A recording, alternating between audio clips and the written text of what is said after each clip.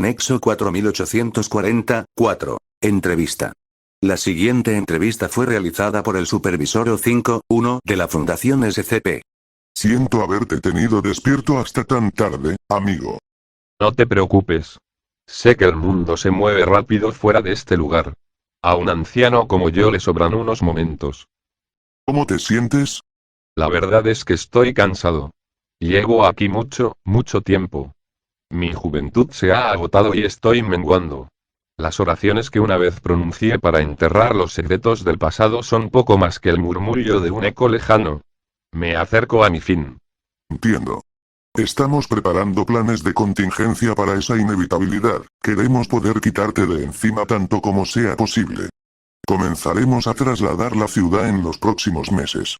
Nuestra gente está trabajando en la preparación de su lugar de descanso mientras hablamos. Esto me anima, gracias. Sin embargo, no estás aquí para hablar de esta ciudad, ¿verdad? No. Realmente quiero saber más sobre tu padre. Ah. Cuando llegué a la mayoría de edad, mi padre ya era una leyenda a los ojos de nuestro pueblo. Decían que había dedicado toda su vida a caminar solo por la joven tierra, obrando maravillas y expulsando de sus tierras a los viejos horrores. Se decía que había construido Aud en la colina de Edén y que había permanecido en el jardín durante el crepúsculo de aquellos primeros días, cuando las estrellas aún brillaban en el cielo. Allí, en el jardín, conoció a la primera mujer. Era Lilith, la madre de las naciones. Mi padre eligió a sus dos primeros hijos para que se sentaran a su derecha y a su izquierda. Los primogénitos de Aud eran sus hijos, pero ella se fue después de algún tiempo y desapareció en los lugares extraños del mundo. ¿Quién era tu madre? Se llamaba Eva, la hija del paraíso. No nació de Lilith, ni de los dioses. Ella provino enteramente de mi padre, quien cortó una costilla de su propio pecho y construyó a mi madre a partir de ella. Yo era su único hijo, y el esfuerzo de mi nacimiento la debilitó enormemente. Falleció poco después. Nunca llegué a conocerla del todo. ¿Cómo era tu padre? El tiempo adormece muchísimo los sentidos. De mi padre recuerdo poco, pero sí recuerdo sentimientos. Estar cerca de él era como un día de verano, y sus palabras eran música. Él era tranquilo.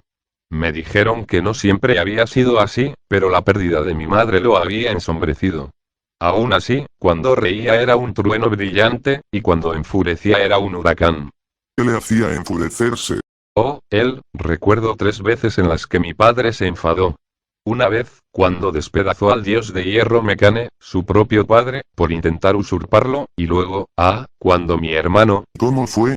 Y he hablado de mis hermanos, y de cómo se levantaron desafiantes para tomar la corona de mi padre para sí mismos. Lo que no te he dicho, el miedo me atenaza incluso ahora, es quizás el recuerdo más fuerte que tengo de mi padre. Te dije que mi padre encerró a mi hermano Abel por su insolencia. Era mentira. En verdad, fue una misericordia que le concedió. En la llanura bajo la colina de Edén, donde Aud una vez se asomó, los hijos e hijas de mis hermanos se enfrentaron en una lucha sombría. Ambos codiciaban la corona de mi padre y no deseaban otra cosa.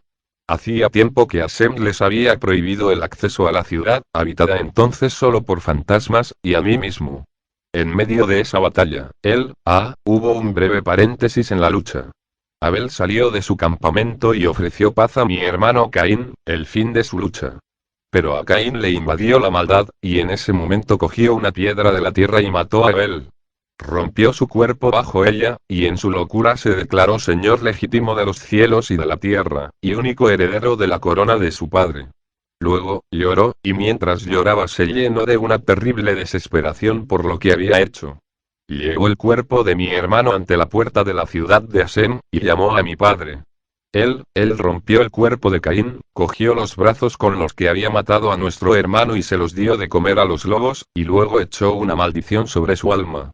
Fue condenado a caminar por el mundo para siempre, maldiciendo la tierra por donde pasaba, y maldito con una memoria perfecta, tal que nunca olvidaría el miedo en los ojos de Abel cuando hizo caer la piedra sobre él. Cuando mi padre trajo a Abel de vuelta de más allá de la muerte, estaba cambiado. Su espíritu había sido separado de su cuerpo, y cuando se reunieron un odio verdaderamente terrible llenó los vacíos que había entre ellos. Mi padre lamentó en lo que se había convertido su hijo, y lo puso en una cripta de piedra donde podría odiar para siempre. Pero te diré esto. Incluso en su desesperación, mi padre causaba pavor al contemplarlo. Los mismos dioses temblaban al verlo en esas horas, al igual que yo. ¿Qué le pasó a tu padre? Ojalá pudiera decirlo. Tras la muerte de Abel, supe que habría otros hermanos que matarían a los suyos por una oportunidad de conseguir la corona de mi padre, así que la robé y huí. Mis hijos vinieron conmigo y nos escondimos como insectos. Era la tercera vez que sentía la ira de mi padre, una ira de la que no había escapatoria. Era un calor, un infierno que salía de él como una tormenta y alejaba a los pocos que quedaban de la colina de Edén. Pero aguantamos, y después de 100 años o más, él menguó y regresó a sus salas vacías. Permanecí oculto hasta mucho después de que se hubiera ido, pero oímos historias. Historias de multitudes oscuras en largos barcos, de un rey danzante bajo una estrella roja y de mi padre enfrentándose solo a ellos. No fue hasta más tarde que supe de los caminantes de la noche y sus amos feéricos. No habría creído que existiera poder alguno en este mundo que pudiera deshacer a Adán Melasen, y sin embargo, desapareció. Dudaste. No importa. Hubo un tiempo, en épocas pasadas, en que soñaba con oír la voz de mi padre clamando desde los mismos cimientos del mundo, pero esos días han pasado. Lo poco que queda del legado de mi padre es una sombra, que se desvanece antes del amanecer. Ya veo. Sabemos dónde está tu padre. No es mentira, lo juro. Es imposible. Estaba destrozado. Sí, lo estaba. Pero lo hemos encontrado igualmente. Vine aquí hoy, Seth, porque necesito tu ayuda. Hay algunos en este mundo que nos llamarían sus enemigos, que encuentran nuestra tarea aborrecible de una forma u otra. Uno de ellos es un hombre que una vez me llamó amigo, pero ahora él, bueno, no importa. Sabe lo de tu padre y dónde está. Es posible que sepa incluso más que eso. Tengo miedo de sus intenciones y de lo que es capaz de hacer. Necesito tu ayuda. Te la daré, toda la que me queda por dar. Sí, te ayudaré. De acuerdo. Una vez que hayamos trasladado esta ciudad al lugar designado, enviaré a buscarte. Tendremos que hablar, los cuatro, sobre lo que debemos hacer con lo que hemos encontrado. ¿Nosotros cuatro? ¿Te refieres a mis? Tus hermanos, Seth. Lleváis demasiado tiempo solos y os vamos a necesitar a todos.